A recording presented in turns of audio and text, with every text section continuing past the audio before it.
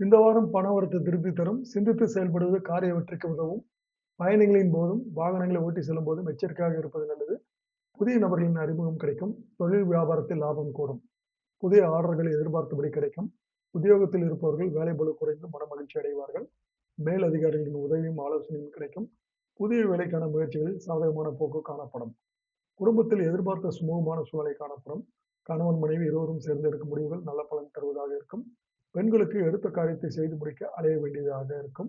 மாணவர்களுக்கு கல்வியில் வெற்றி பெற கடுமையாக உழைக்க வேண்டியது இருக்கும். மிருகசீரிடம் 3, 4 பாதங்கள். வீண் செலவுகள் ஏற்படும் வாய்ப்பு உள்ளது. உடல் ஆரோக்கியத்தில் கவனம் தேவை. உஷ்ணம் சம்பந்தமான நோய் உண்டாகலாம். அடுத்தவரை பார்த்து எதையும் செய்ய தோன்றலாம். அதனை விட்டு விடுவது நல்லது. திருவாதிரை. எண்ணிய காரியங்கள் கைகூடும். வீண் அலைச்சல்கள் குறையும். சிக்கலான பிரச்சனைகளில் நல்ல முடிவுகள் கிடைக்கும். சிக்கலான வேலைகளை முடிக்க எடுத்த முயற்சிகளிலும் வெற்றி கிடைக்கும். தடை, தாமதம் ஏற்பட வாய்ப்பு உண்டு. புதிய முயற்சிகளை தள்ளி போடுவது நல்லது. எதிலும் கவனம் தேவை. புனர்பூசம் 1, 2, 3 பாதங்கள். இந்த வாரம் பிரச்சனைகள் குறையும். தடைப்பட்ட காரியங்களில் தடை நீங்கும். எதிர்ப்புகள் விலகும். தொல்லைகள் தீரும்.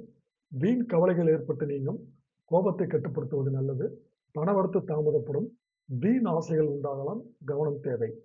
பரிகாரம்: பானகம் அர்ப்பணித்து பெருமாளை வணங்க. முன்ஜென்ம பாவம் நீங்கும்.